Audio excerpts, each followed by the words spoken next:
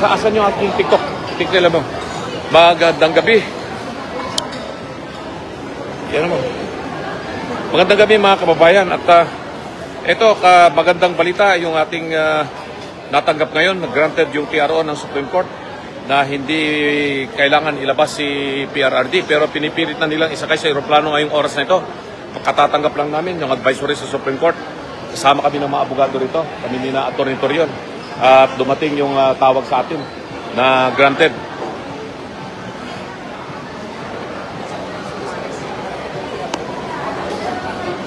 Ito, magkakasama kami ngayon. Yan, ni na Atty. Torion.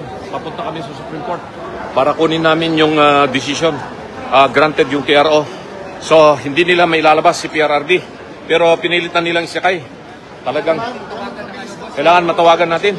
Matawagan natin yung tower para hindi pa makalipad yung aeroplano.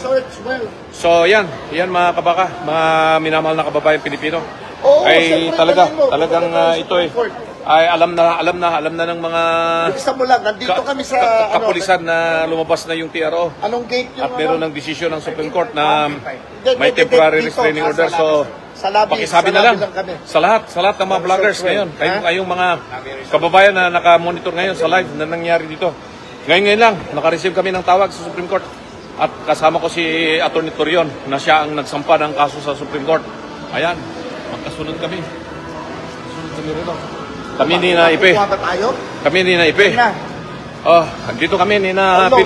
Dito kami sa lobby ng ano. At papunta kami na sa Supreme para kunin yung written order. So hindi tayo papayag na yurakan nila yung karapatang pantao ni PRRD at ng sinumang Pilipino dito. Kaya mananaig ang hustisya dito sa Pilipinas. Hindi tayo pasasakop sa mga dayuhan na yun ang gustong mangyari itong mga nakaupo ngayon sa pamahalaan na babaliwalay nila ang ating saligang batas, ang soberenya ng Pilipinas na kailangan nating ipagpatuloy na ipaglaban. Hindi po tayo basta-basta susuko sa kanila. Mananaig pa rin ang kabutihan at hustisya. Kaya mga kababayan, ulitin ko, impormasyon na nakalap namin, granted yung TRO, yung petition natin sa Supreme Court para hindi po nila madala at may lipad si Tati Digong. Pero balita natin, yung impormasyon natin ay binuhat siya, pinilit na isinakay sa bus at ililipad na nila sa pribadong eroplano. Kaya yan, ayun, ginagawa namin ang paraan na makontak ang tower para hindi mailipad yung aeroplano na papaalis. Kasi pag nailipad nila si PRRD at nakalabas yan sa airspace at saka utos ng kwan, wala na talagang ano na ito, tahasang paglabag na ng saligang batas itong ginagawa nila sa atin. At gusto nila talagang abusuhin ang karapatan ng mga bawat mamamayang Pilipino na tahasang paglabas sa saligang batas natin. So ayan mga kabaka, kaya tayo ay natutuwa pero naghabol tayo sa oras. Kailangan nating makapunta kagad sa Supreme Court. Pero ipaalam nyo na po dyan sa media. Very reliable information itong nakuha natin. Granted yung PRO ng Supreme Court at kasama natin si Atty. Delgado ngayon. Van kayo? Itong van? Hindi po sir, yung isa. Ikaw ba yan? Nakasunod ka sa van? Yeah. Hindi po. Okay. Yung isa. Asan si... Ay, hindi po. Saan na lumabas doon? Wala naman sila sasakyan. Si Atty. Delgado. Asan si Atty. Torion? Si Atty. Torion. Saan?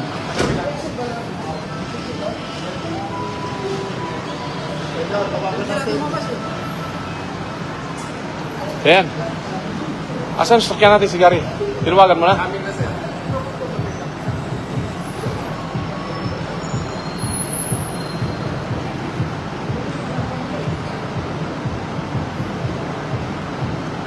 So ito mga kapakahintay natin na huwag nating hayaan na basta na lamang kung yurakan nila yung karapatan nating lahat, mga mamamayang Pilipino. Dahil kung magagawa nila yan kay PRRD, magagawa nila yan sa ating lahat. Eh sino ba naman tayo ordinaryong mamamayan lang tayo, mahirap yung buhay natin. Huwag yung naging Pangulo ng Pilipinas, pinakamagaling na Pangulo ng Pilipinas, ganun na lamang po kung tratuhin nila. Di tayong mga ordinaryong mamamayang Pilipino ay kayang-kaya po nilang yurakan, abusuhin yung ating mga karapatan. Pag napalampas po natin ito at nagawan po nila yung kagustuhan po nila na mananaig ang kadiliman, mananaig ang kasamaan dito sa ating bayang Pilipinas, hindi ko na alam kung ano mangyayari sa atin. So ito mga kababayan, patungo po tayo ngayon sa Supreme Court. Tawagan na si Atty. Gloria.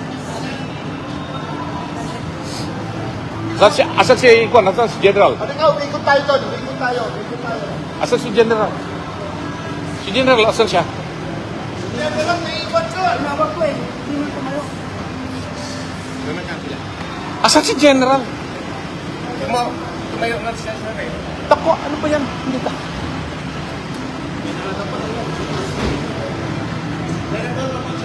Yes.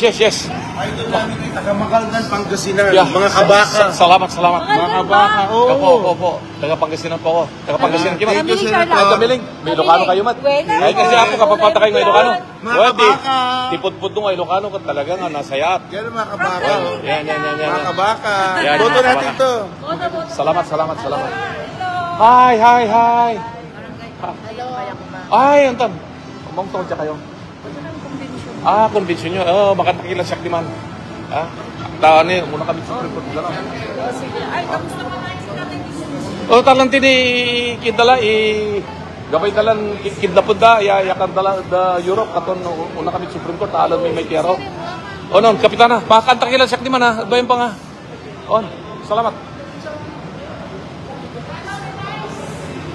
Kay Boy Vice, putan. Kaon. Salamat. Ay, nako.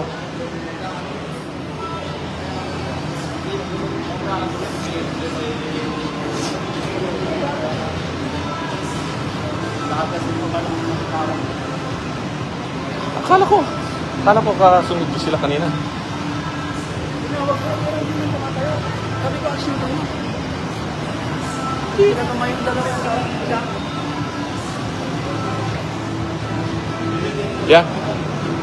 Tawagan mo siya. Hindi tawagan mo siya para alam niya kasi punta niya hindi niya makita. Yeah. So ayan, mga kababayan, abangan natin. At yung isang sasakyan ay nauna na. Meron lamang akong hinihintay na isang kasama.